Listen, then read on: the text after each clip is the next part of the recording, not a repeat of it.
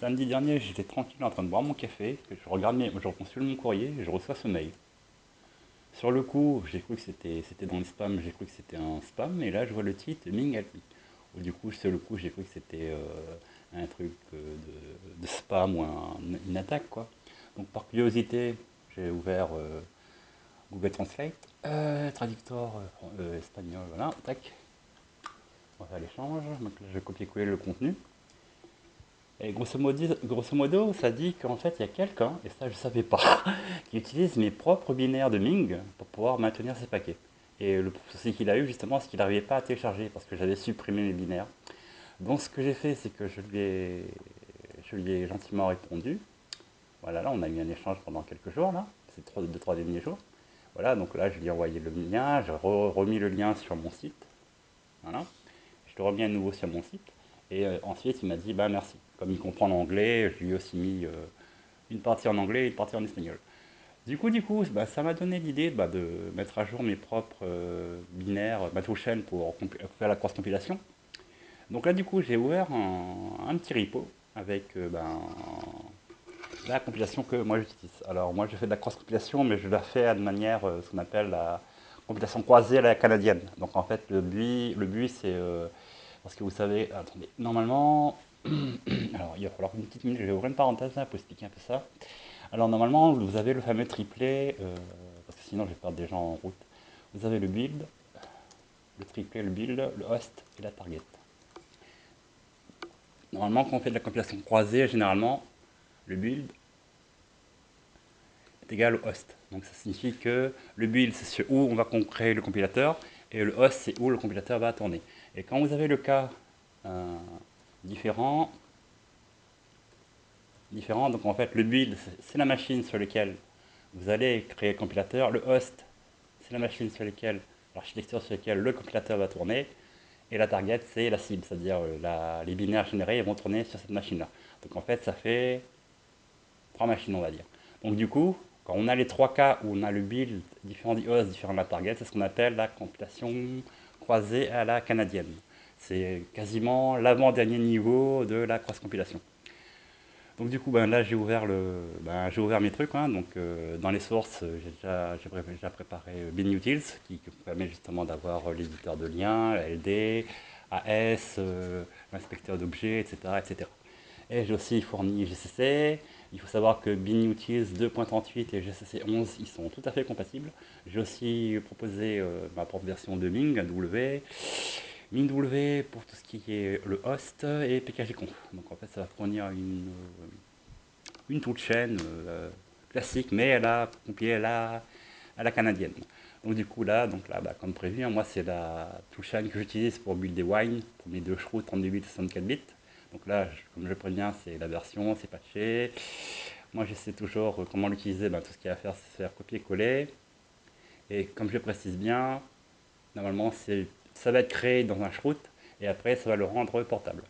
L'intérêt justement, c'est que si vous avez besoin de compiler un truc rapidement, vous téléchargez, vous faites copier-coller, et une fois que vous avez fini, vous vous en débarrassez, et c'est rendu portable. Ça signifie que c'est pas dépendant de la libc qu'il y a sur votre host. Donc là, par exemple, si je fais copier, là, je vais aller dans le répertoire cd CHTMP, cd CHTMP garbage, voilà, je vais faire coller, tac,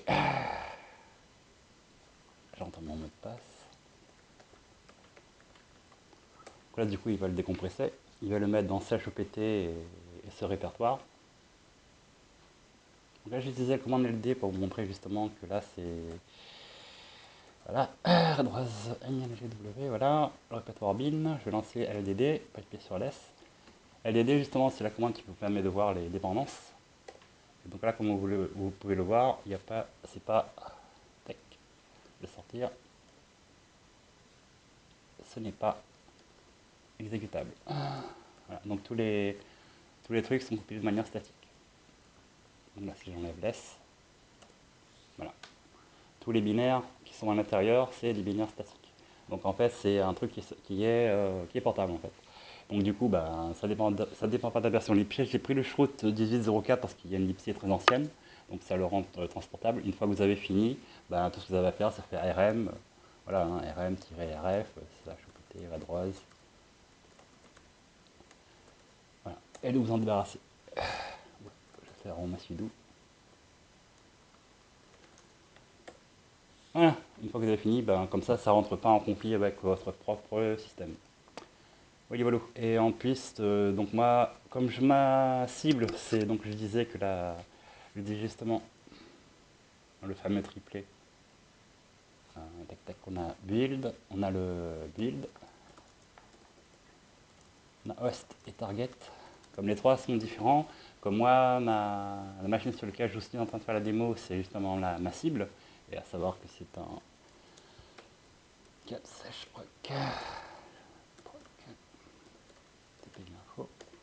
c'est un Ryzen. Voilà, c'est ça la cible. Donc du coup, il y a un script justement qui va contenir mes flags. Voilà. Donc ça c'est les flags de ma machine. De toute façon, j'ai fourni une petite aide si on veut l'adapter. Donc là c'est pour l'utiliser. Si on veut le faire, là c'est des informations sur BNutil et GCC. Si on veut le faire par rapport à pour ses propres besoins, donc là il faut cloner le repo. Il faut ensuite préciser, c'est aussi optionnel, hein, si vous cette deuxième partie, si vous voulez mettre votre shroud dans un autre endroit, il va falloir modifier cette variable d'environnement. Par défaut, ça la met là. Il va falloir le modifier une fois dans le script create Ubuntu pour créer le shroud. Et le deuxième, dans ce script, c'est ce script qui permet de rentrer dans le shroud. Et une fois que c'est fait, ben, il y a juste à lancer le truc et il va créer l'environnement pour la Ubuntu 18.04. Et si vous voulez modifier, si vous avez besoin d'un petit rappel ici, vous avez cette commande justement qui vous permet de retrouver les flags pour votre host. Voilà, donc il suffit plus ou moins de faire copier-coller de cette commande. Copier-coller, plus ou moins copier-coller, éditer le script qui va se trouver. Voilà, ici, remplacer cette ligne avec ce que vous avez trouvé. Généralement, moi, il y a certains flags que je n'utilise pas. Voilà, ces deux-là par exemple. Donc, comme je l'ai dit, il suffit de faire copier-coller, de sauvegarder. Et ensuite, on rentre dans le shroud.